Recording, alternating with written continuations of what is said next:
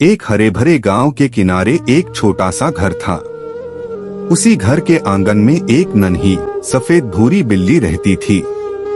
उसका नाम मिन्नी था। मिन्नी बहुत चंचल थी, लेकिन थोड़ी डरपोक भी। उसी घर में कुछ दिनों बाद एक छोटा पिल्ला आया, जिसका नाम टोनी रखा गया। टोनी बहुत शरारती और जिज्ञासु था। शुरुआत में मिन्नी और टोनी एक दूसरे से दूर रहते थे।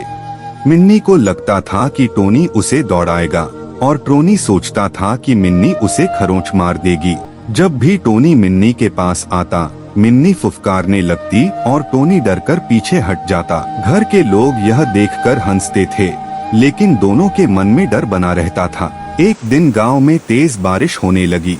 ठंडी हवा चल रही थी और चारों ओर पानी भर गया था। मिंत्री बाहर खेलते खेलते बारिश में भीग गई और पास के एक पेड़ के नीचे जाकर बैठ गई। वह कांप रही थी और बहुत डरी हुई थी। तभी टोनी वहां पहुंचा। उसने मिन्नी को अकेला और परेशान देखा।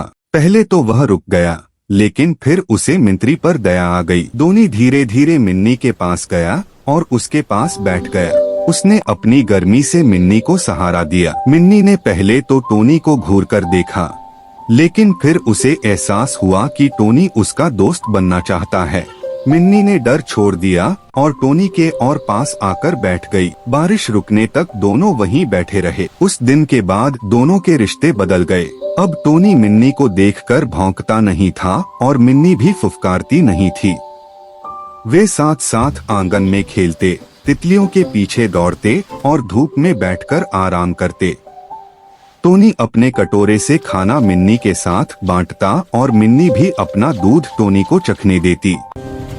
एक बार गांव में कुछ बच्चे मिन्नी को डराने लगे। यह देखकर टोनी उनके सामने खड़ा हो गया और जोर से भौंकने लगा। बच्चे डरकर भाग गए। टोनी उसका सच्चा दोस्त है। वहीं दूसरी ओर जब टोनी बीमार पड़ा, मिन्नी दिन भर उसके पास बैठी रही और उसे अकेला नहीं छोड़ा। गांव के लोग अब इन दोनों की दोस्ती देखकर हैरान रहते थे। सब कहते थे कि बिल्ली और पिल्ला होकर भी वे सच्चे दोस्त हैं। सीख: सच्ची दोस्ती रूप, स्वभाव या फर्क नहीं देखती। प्यार, समझ और साथ ही दोस्ती की असली पहचान है।